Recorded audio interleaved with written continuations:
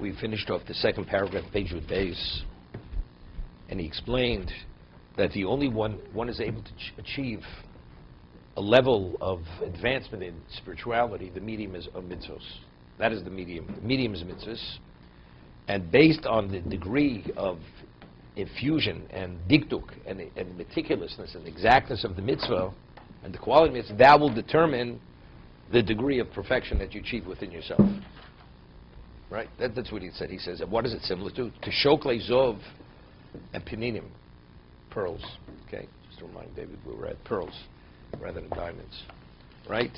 One's way gold and diamonds, even the slightest degree of not being exact in weight, the loss is phenomenal because it's not accurate. Nimtzenu lemeidim, third paragraph. So what do we learn from all this? Ki ikar mitzvos odom b'olam hazeh hu rak l'kiyum mitzvos v'lavod v'nisoyo. The primary reason why we exist in this world is for the sake of fulfillment of mitzvos and to serve and to stand always in a state of being tested, right? Being challenged. You're not challenged, you do it easily.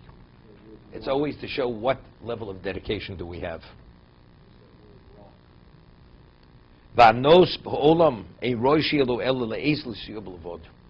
ask, it says there's certain things, it's a Mishnah, we say it every morning at Parshas Torah, things which ochel perasem b'olam hazeh keren k'emes olam haba. What do you mean? Schar b'hal maleko. There's no reward in this world, right? But there are things, mitzvahs, which generate something which allows us to have benefits in this world. That's perasem. Is that schar? It's not schar. As he says, that's the enabler.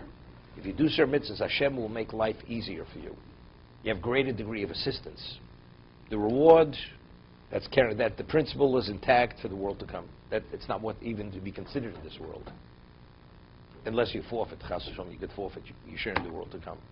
But if you're deserving, it remains intact. But it's perasem b'olam hazeh.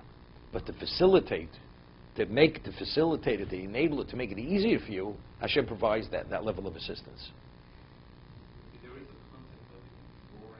But it's interesting, like you said earlier, based on Pasuk Mishlei, wealth is a test and poverty is a test. What about if Hashem gives you perasem b'olam hazeh? Why is He giving you perasem? Only to be the enabler.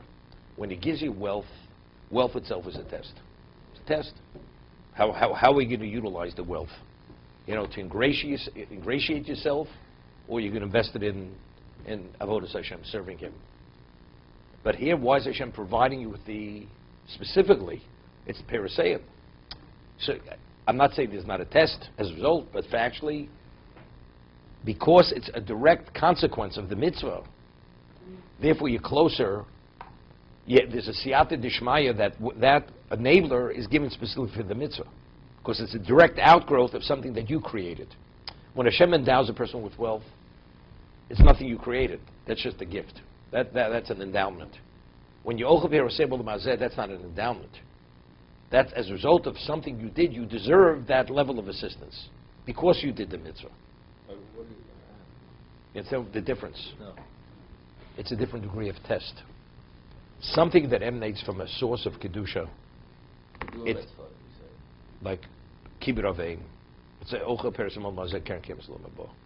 So why did you merit perasem?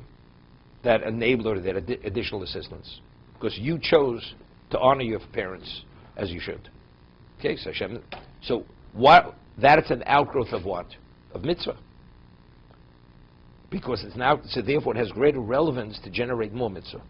But let's say you're just endowed with wealth because that was when the Malach brought the droplet of semen before Hashem, before conception.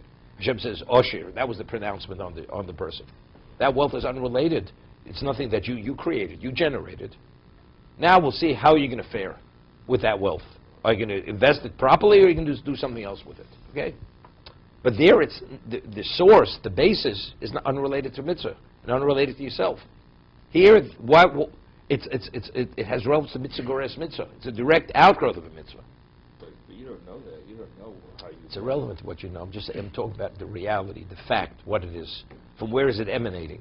It's emanating from Kedusha. That's where it's emanating from.